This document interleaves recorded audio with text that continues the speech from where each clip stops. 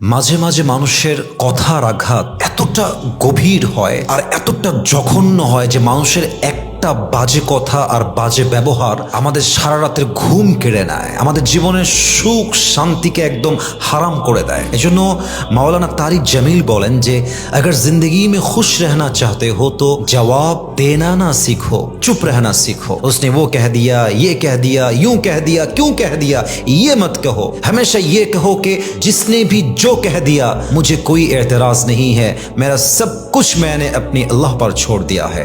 মানুষ যাই বলুক আপনি চুপ থাকবেন, জবান বন্ধ, কান বন্ধ, অভিযোগ বন্ধ, আপনার সমস্ত কিছুকে আপনি ছাড়বেন আল্লাহর উপরে। আপনার মনের সুখ আপনাকে দান করবে একজন, বলেন সবাই তিনি কে?